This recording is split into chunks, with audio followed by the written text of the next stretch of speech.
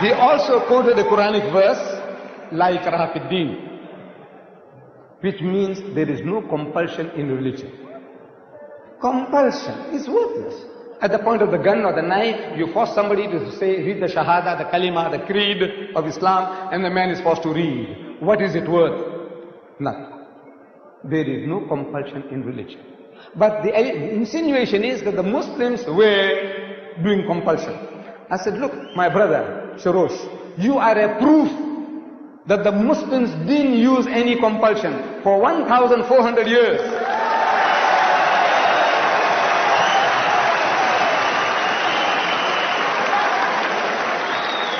For 1,400 years, you and your other Christians, whom you now say number 14 million, they lived in our midst.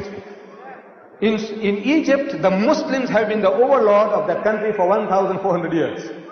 For a few years, the French came, for a few years, the British came, but overall for 1,400 years, the Muslim has been ruling that land. And yet, today, you can boast there are 10 million Coptic Christians in Egypt.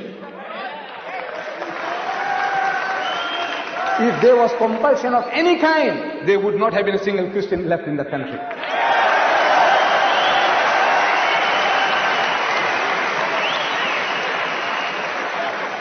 The Muslims ruled Spain for 800 years. 800 years. Because we failed to deliver the message, we were kicked out. We were kicked out. Shame on us. We didn't fulfill our obligations. But if they had used any type of force, even economic force, for 800 years, there would not have been a single Christian left in the country.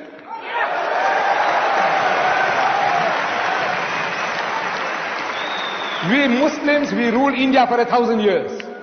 But after 1,000 years of Muslim rule, eventually when partition takes place, the Muslim gets 1/4, the Hindu gets 3/4. Why? Because we didn't do the job. We didn't use any compulsion.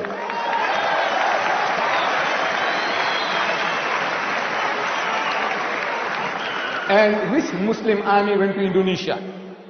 Which Muslim army went to Nigeria? Which Muslim army conquered the east coast of Africa? Which Muslim army?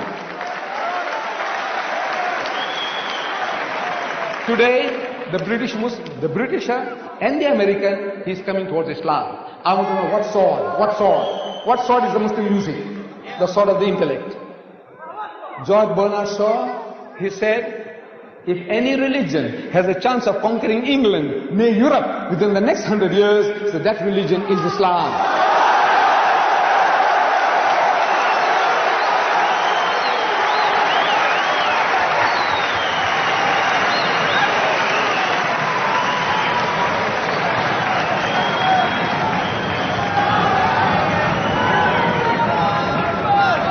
Look, Bernard Shaw had the foresight, he could see. But we Muslims, we have failed Islam. Wallah, we have failed. We have failed. We haven't made a start yet. We believe. We say we believe, but we have not made a start yet. This is our problem. The destiny is ours. Wallah, it is ours. Allah says, لِيُزْهِرَهُ عَلَى الدِّينِ كُلِّهِ. He has given you a deen, a way of life that is the master, overcome and supersede them all, bulldoze them all, whether it be Hinduism, Buddhism, Christianism, Communism, Judaism, every ism.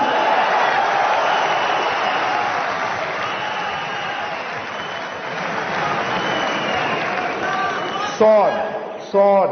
I'm asking, what sword? Thomas Carlyle